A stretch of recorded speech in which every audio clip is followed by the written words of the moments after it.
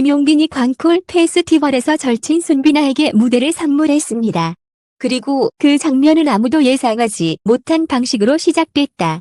행사 중반, 사회자가 다음 순서를 소개하려는 순간 갑자기 조명이 전부 꺼졌다. 화려하게 돌아가던 LED 스크린도 꺼지고 무대 위는 완전히 암전. 객석에서 짧은 비명이 터졌다. 고장인가 아니, 설마 서프라이즈. 그때였다. 어둠 속에서 한 남자의 낮은 목소리가 들렸다.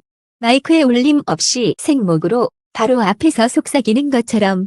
여러분, 잠깐만 조용히 해주실 수 있나요? 비명은 사라지고 웅성거림도 끊겼다.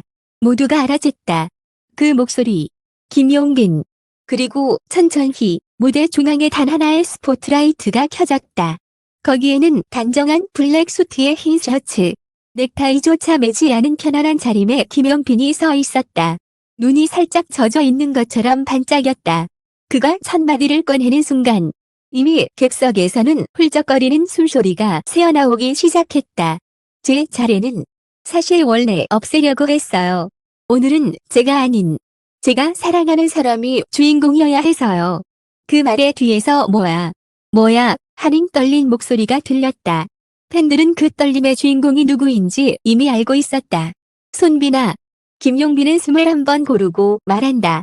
제가 가수 김용빈으로 사는 동안 많은 사람을 만났지만요. 이 사람은 진짜다 라고 느낀 사람이 몇 명 없습니다. 근데 그 몇 명 안에 이 친구가 있어요. 성격도 그렇고 노래 부를 때 마음 쓰는 방식도 그렇고 누군가를 챙기는 태도까지. 저는 이 친구를 세상에 오늘 이 자리에서 한 번 더 소개하고 싶습니다. 순간 객석에서 누군가가 울먹이며 외쳤다. 역시 김용빈. 사람들이 웃으면서도 우는 이상한 분위기가 만들어졌다. 귀엽게 깃발 흔들던 팬들도 핸드폰을 내리고 두 손을 입에 모았다. 모두가 직감했다. 이건 그냥 게스트 소개가 아니다. 이건 넘겨주는 것이다. 무대를, 스포트라이트를, 박수를. 그는 뒤돌아 무대 바깥을 바라보며 조용히 손짓했다. 비나야, 여기 와. 조명이 한 줄기 더 켜지며 보조 무대 쪽 계단이 부드럽게 드러났다. 그리고 그 계단 위에서 마치 내가 진짜 올라가도 되는 거야? 얼굴로 얼어있는 한 사람이 모습을 드러냈다. 밝은 베이지 컬러 재킷. 마이크를 두 손으로 꼭 쥔 손비나. 입술이 떨리고 있었다. 관객석에서 누군가가 속삭였다. 어머 울어. 맞았다. 그는 이미 울고 있었다. 손등으로 급히 눈가를 닦던 손비나는 무대 중앙까지 걸어 나오지도 못한 채 중간 지점에서 멈추었다. 그 순간 팬들이 처음 본 표정을 김용빈이 지었다. 형도 아니고 동료도 아니고 그냥 오래 지켜본 친구의 얼굴. 안쓰러움, 자랑스러움. 그리고 약간의 이제 내 차례야 라는 놓아줌까지. 괜찮아. 여기 내 자리야. 용빈이 천천히 말했다. 이 한마디에 관객석 갱편에서 흐억 하고 숨 막히는 소리가 크게 새어나왔다. 그건 단순한 감동이 아니었다. 그건 기다림의 무게였다. 나중에 눈물 범벅이 된 채 인터뷰에 응했던 한중년 팬은 이렇게 말했다고 전해진다. 저희 같은 사람 무대 선물 받는 거 처음 봤어요. 그냥 다음은 누구입니다. 다 아니잖아요. 이건 자리를 내어준 거잖아요. 자리를. 자기 순서를 통째로. 그리고 믿기 어려운 장면이 이어졌다. 김용빈이 관객 쪽을 향해 살짝 고개를 숙이며 말했다. 오늘 이 노래는 제가 아닌 이 친구의 노래로 기억됐으면 좋겠습니다. 여러분, 이 무대는 손비나 씨 겁니다. 그리고 그는 정말로 마이크를 내려놓았다. 아예 무대 뒤로 빠지는 게 아니었다. 더 충격적이었다. 그는 무대 가장자리에 조용히 걸터 앉았다. 조명이 김용빈에게서 서서히 빠져나오고 중심이 손비나에게로 옮겨갔다. 그 순간에 조명 구성이 모든 걸 말해주었다. 는 빛을 내려놓는다. 이제 너한테 간다. 이건 가요계에서 거의 보기 힘든 장면이었다. 보통은 둘이 듀엣을 부르거나 시청률용 깜짝 등장 정도로 소비된다. 그런데 지금 김용빈은 자기 이름으로 불러 모인 관객들 앞에서 빛을 양도하고 있었다. 완전히. 손비나는 숨을 크게 들이쉬고 떨리는 목소리로 첫 소절을 열었다. 괜찮아요. 저는 잘 버틸 수 있어요. 목소리는 날카롭지 않았다. 화려하지도 않았다. 대신 한번 부딪히면 오래 흔들리는 유리장 같은 울림이었다. 초반부 한 음 한 음마다 객석의 핸드폰 화면이 위아래로 떨렸다. 다들 찍으면서 동시에 우는 건 생각보다 어렵다. 무대 위에서 그는 두 손으로 마이크를 감싸 쥔 채 눈을 감고 노래했다. 그 표정은 절규가 아니라 고백에 가까웠다.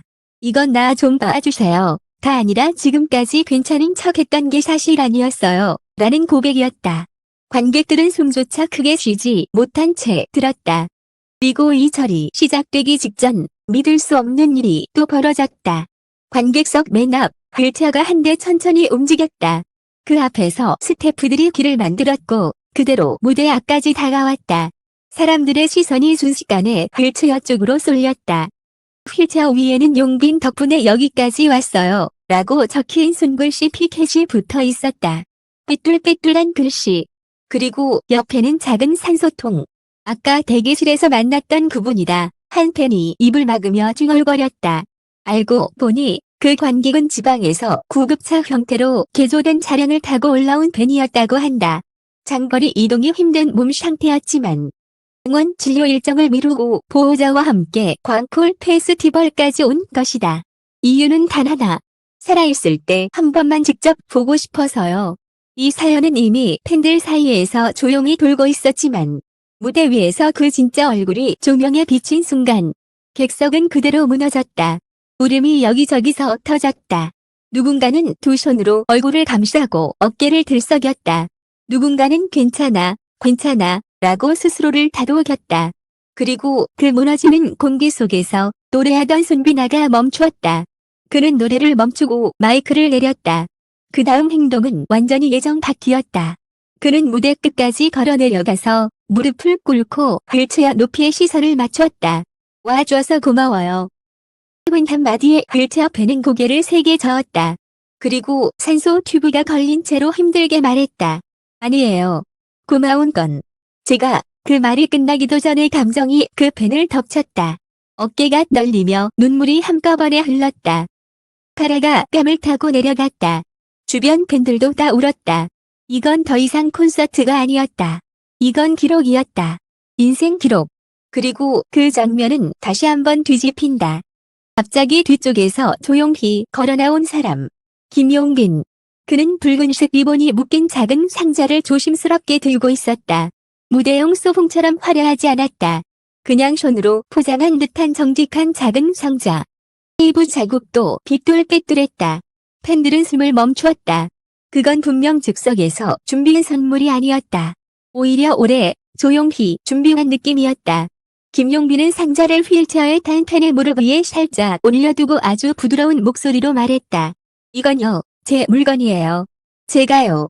새 거 아니고. 근데 나보다 더 필요하신 분 같아서요.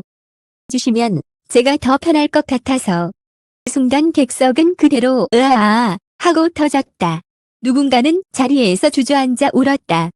누군가는 이게 사람이야 라고 소리쳤다. 이 말은 나중에 커뮤니티에서 그대로 인용돼 이런 사람은 처음 봤어요. 라는 문장으로 퍼졌다. 팬들 사이에서는 그날 이후 김용빈을 두고 기부도 기부인데 주는 방식이 다르다. 그는 사람을 선물한다. 라는 말까지 나왔다. 그 상자가 정확히 무엇이었는지에 대해서는 여러 가지 얘기가 돌고 있다. 직접 쓰던 무대용 이니어 세트라는 말도 있고 지방 투어 때부터 가지고 다니던 행운의 팔찌라는 말도 있다. 하지만 중요한 건 그 물건의 정체가 아니었다.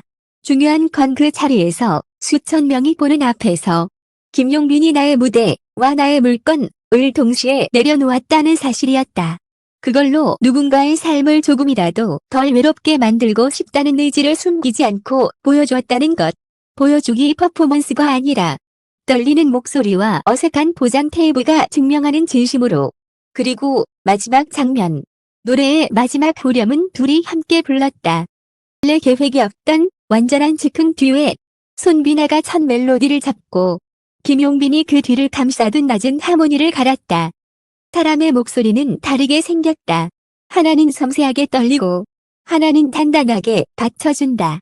마치 괜찮아, 그냥 불러. 내가 뒤에 있을게 라고 말하는 것처럼. 객석에는 그 순간 수천 개의 카메라 불빛이 동시에 떴다. 마치 별이 무대 쪽으로 역으로 쏟아지는 것처럼. 끝나고 조명은 다시 정상 모드로 올라갔다.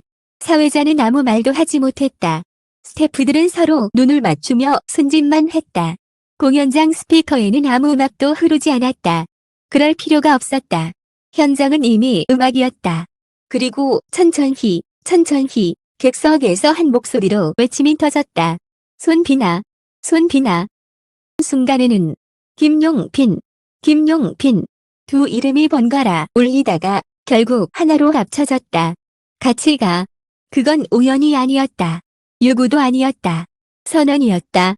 그날 광콜 페스티벌은 가요계의 단순한 축제가 아니었다. 그건 증명식이었다. 누구를 이용하는 관계가 아니라 서로의 무대를 지켜주는 관계가 실제로 존재한다는 것에 대한 증명? 그걸 본 사람들은 모두 같은 말을 남겼다. 이 정도면 그냥 노래가 아니라 사람 자체가 위로예요.